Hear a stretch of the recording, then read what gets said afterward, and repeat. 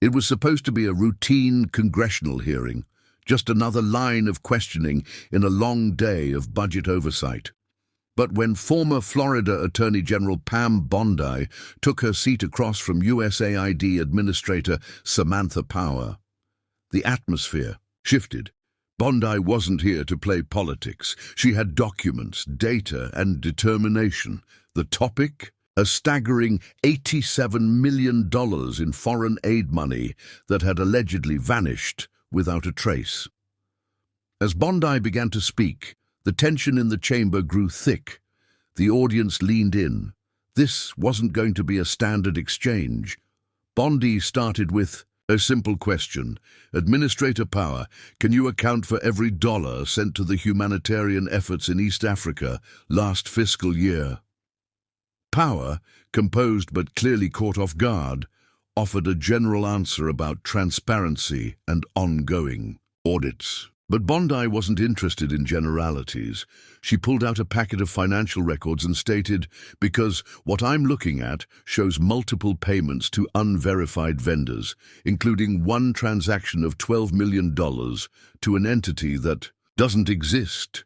Murmurs echoed through the room. Power tried to regain control, saying the matter was under internal review and that such anomalies were not uncommon in high-risk regions. But Bondi wasn't having it. So we're just calling lost millions a risk of doing business now, she asked sharply, because the American taxpayer deserves better. She highlighted report after report from watchdog groups, each outlining concerns about loose oversight within USAID's foreign grant system. As the documents stacked up, so did the pressure on Power. Bondi's line of questioning grew more relentless. She asked about specific contracts signed off by sub-agencies, citing whistleblower testimony that suggested willful negligence or worse. One particularly troubling detail was a $6.5 million payment routed through a shell corporation, allegedly tied to a politically connected individual. "Does that name ring a bell, Ms. Power?"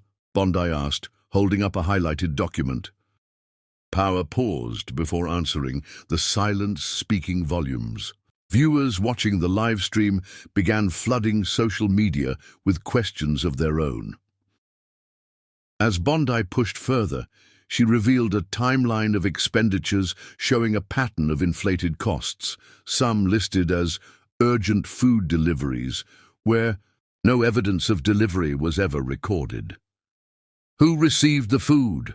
Where are the receipts? Who approved these disbursements? She demanded. Power began flipping through her own binder, clearly unprepared for the depth of Bondi's documentation. The committee chair banged the gavel once to regain order, but the momentum had shifted entirely in Bondi's favor. What came next stunned even the most seasoned political observers. Bondi revealed an internal email leaked by an anonymous source that appeared to show USAID staffers joking about creative accounting to meet end-of-quarter deadlines. She read the email aloud, and the words hit like a thunderclap. "If this is your definition of accountability, I'm terrified to see what negligence looks like," she said, her voice steady. Power's legal team huddled briefly behind her, whispering nervously. After a brief recess, Bondi returned with more photos and satellite data contradicting aid delivery claims in conflict zones. If these supplies were delivered, why are there no signs of them in the only cleared landing zones? Why do local partners deny ever receiving assistance? She asked.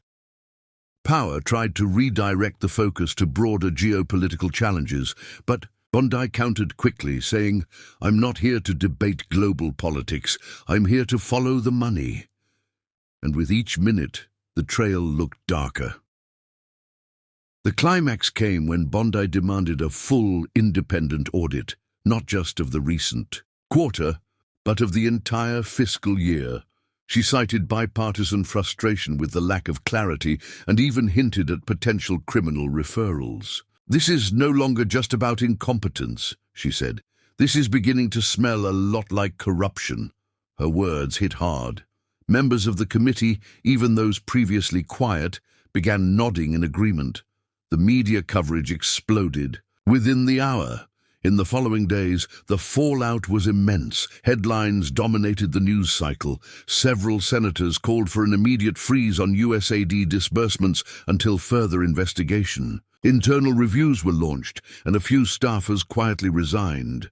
Power issued a formal statement pledging full cooperation, but the damage was already done. Bondi, now being hailed as a watchdog hero by many, continued to push for reform. "This isn't over," she told reporters, "not even close." What began as a single hearing had ignited a national conversation about accountability, foreign aid, and the importance of oversight. Pam Bondi had done what few expected.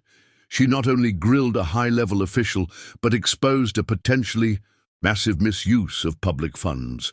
For citizens, it was a moment of awakening. For Bondi, it was another step in her relentless pursuit of truth. And for those involved in the missing millions, it was a loud warning. The days of silence were over.